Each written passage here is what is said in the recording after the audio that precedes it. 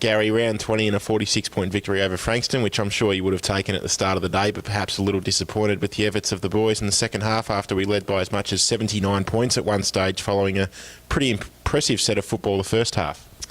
Yes and no, Sam. Obviously, we've probably had better sides that have gone down there over the last 8 or 9 years, and of course we've always, in relation to winning, we've certainly won a lot more than we've ever lost down there, but it has been tough at times. But you know, the game is always going to be played, I guess, in momentum bursts from both sides, and certainly for us to play as well as we did in the first 2.5 quarters, I thought was really pleasing. And as you said, we hit the scoreboard and our ball movement was pretty sound and positive, and we certainly were able to cause turnovers, which was as good as we've done for the year. So that was positive. And then when you look at Frankston's form line, they've actually been in a heck of a lot of games, especially down there at home. So they were headed Willie. They certainly were good against Richmond, North Ballarat, Coburg, sides like that, and even Footscray down there for that matter too.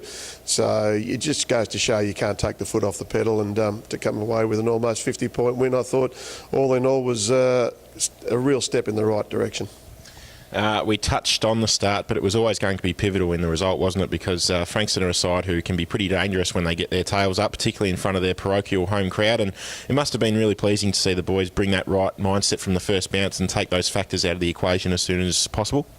Yeah, that's true, because you certainly ask what have the opposition got to play for when they know there's really not finals on offer. It was their last home game, and yeah, who was it? Tony, the trumpet player, was down there blowing his horn. So it's good to see that their loyal supporters are there, obviously supporting them. And for us to try and get some guys some more game time, but also too give some players a bit of a taste of that type of footy. Fabian Brannicanisano got a chance. Obviously Harvey Hooper got another chance. Jared Smith got another chance. Mitchy Hayes, who's been toiling away in the reserves, he also got a chance to play on someone like Kavara, who's one of the better players in the VFL. So for all those guys to get a taste on the eve of the finals, I think it's important, and we're trying to build a squad that we think will hopefully give us what we want, and the deeper that squad goes, then hopefully the better options we have. And I suppose in the grand scheme of things, other results were going to play a pretty important role in how we felt yesterday afternoon. As it turned out, things went our way, didn't they? Because Richmond managed to get over the top of Sandringham, meaning that we currently sit fourth on the ladder.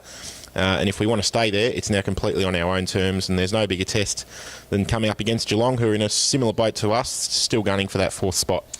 Yeah, well, certainly they must have played pretty well. I haven't reviewed the game yet, but they obviously got over the top of Casey. And as you said, Richmond's form line's been pretty sound for about the last 5 weeks, and it's amazing what this game serves up. And even when you go back the previous week, Essendon getting over Williamstown was probably a little bit of a surprise. So all in all, as you said, our destiny is very much in our hands, and we've just got to continue to go forward. Now we've got ourselves in that spot where we need to be. Now we just have to complete the task and hopefully finish top 4 against a Geelong side that certainly has built up some momentum over the last couple of months. And we'll just quickly mention the Development League to finish, who, barring a catastrophe, basically sewed up their own finals berth, which is an enormous effort considering they started 0-4. And that side's rapid improvement has also come off the back of some very impressive youngsters who we hope to see around the Port Melbourne Football Club for a very long time. Yeah, well, that's a great effort, really. As you said, they lost, I think, their first 3 games, and they've pretty much been in every game thus far, and it's only really been Sandy at Sandy that probably was a bit beyond our group that day. But overall, the encouraging signs are that guys like Sam Bennett, Timmy Knowles, Alex Spencer, Michael Wen, Alex Urban has had a terrific year this year, and probably if we didn't have the same depth in the midfield, it would have been slightly difficult to get in at the minute. But, you know, who knows what can happen coming into the next few weeks. And a lot of our guys that are hopefully going to be around, as you said, for quite some time, if they can invest and buy in, it shows that our development competition / team is certainly going in the right direction, while obviously we put a lot of time and effort into the seniors, but it's imperative that our development team makes the finals, and that looks like it's going to be the case. Fantastic news, Gary. Thanks for your time on Borough TV, and best of luck this weekend. Yeah, thanks, Sam.